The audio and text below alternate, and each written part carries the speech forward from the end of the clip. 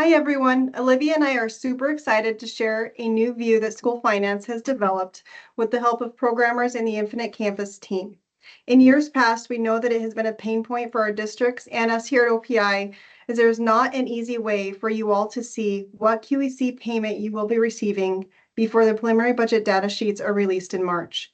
This disconnect has resulted in many calls wanting to correct that number to be reflective of actual employed staff and not the number that is reflected in Infinite Campus.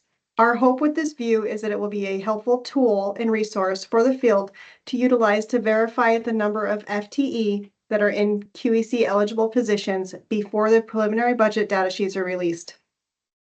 FTE is due in Infinite Campus on the 30th of October, and adjustments are allowed through December 31st. We know that many clerks do not have access to the Infinite Campus information, so this would be a tool you could use to check the data and verify the amount of money you will receive and communicate with the staff at your schools that are entering the data to give them time to make the changes by December 31st. This year, we will not be allowing changes to QEC after the 12/31 deadline. And so with that, I am going to turn it over to Olivia. She's going to show you how to access the report and give you some examples on troubleshooting the information. She's a lot better in Infinite Campus than I am, so here she is. Yeah, Lacey and I are super excited about this report, and I know the team over in Infinite Campuses as well. It just gives the districts another opportunity to see their QEC before those preliminary budget data sheets are released. So hopefully we can stay ahead of those changes and make this process a little more streamlined. So to find this, you'll go to Views. In Views, I have a lot more options than you guys will have, but you'll just go to that FTE to QEC payment. We've reached out to a couple districts to take a look at this, and Carrie Fisher was kind enough to let us look at her data in this video. So I will first call out that you'll want to make sure you're in the fiscal year in which the payment is going to be used from. So fiscal year 26 data is what we'll be looking at. It's unfortunately going to default to 25. If you open it and it's blank, that would be a clue that you're in the wrong fiscal year. So for fiscal year 26 data, we'll scroll down to Belgrade. Just a note, Infinite Campus's information is off of school system. So if you pull for just the elementary or just the high school, it might not match exactly how the reports in Infinite Campus are going to reflect if you're comparing report to report. So I'm going to pull for both elementary and high school. I'll select both of those districts by holding control and selecting the other one, and then hitting open in Excel. That report will pop up, and it looks like this. It looks like a lot of information at first, but we'll kind of just do a brief overview of what those key points to look at are. Column G and H show what that SEID is reflective in Teach Montana, and then what that SEID is reflective in Infinite Campus. And then K and L are showing Infinite Campus position FTE and QEC FTE. In your shoes, you're really wanting to focus that on column K and L, and that they're matching. If column L does not match column K, that would be a red flag to maybe work with the Infinite Campus representative and make sure that all the data is correct, or because there's likely something wrong in Infinite Campus, Teach Montana, or potentially DLI. So first, I'm going to show you an example with Carrie Fisher.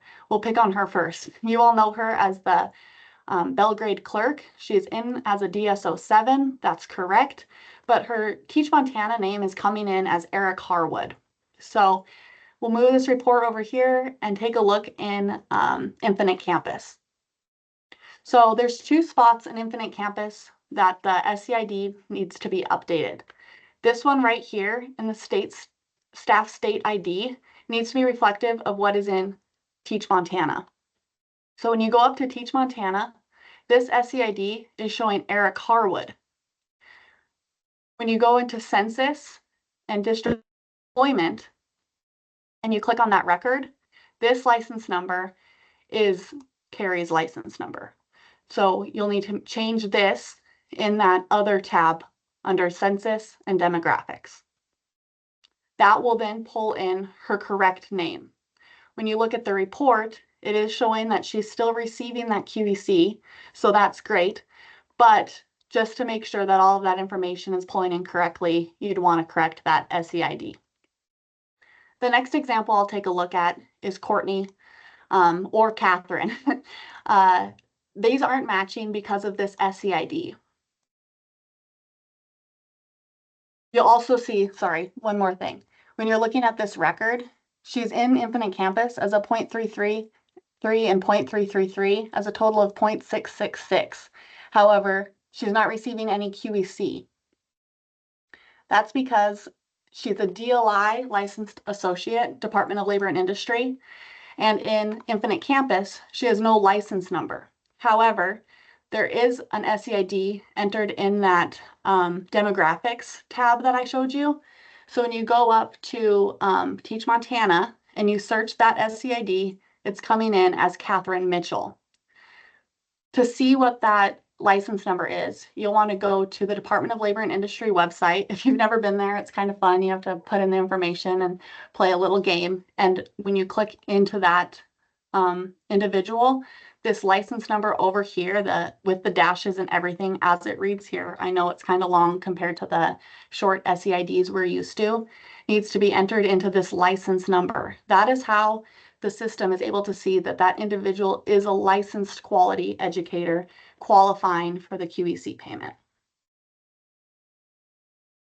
The last example we'll take a look at is this Chrissy Stein. You'll see that she's in two different position codes, a TCO1 and a TCO1 at, it's kind of funny that it's actually showing, it should probably be linked up. We saw a little bit of an error here because it's both of the same school code. But it's a 1 and a 1 as a total of a 2. I would imagine that she's not working 2 full FTE. So that would be a red flag to me as wanting to make sure that she's most likely supposed to be a 0.5 and a 0.5. This is just a great tool to be able to reference, to make any corrections needed, to avoid any audit findings in the future, and to make sure that we're receiving the correct QEC payment each year. To see the total QEC, you can total column L. That's showing 235.11.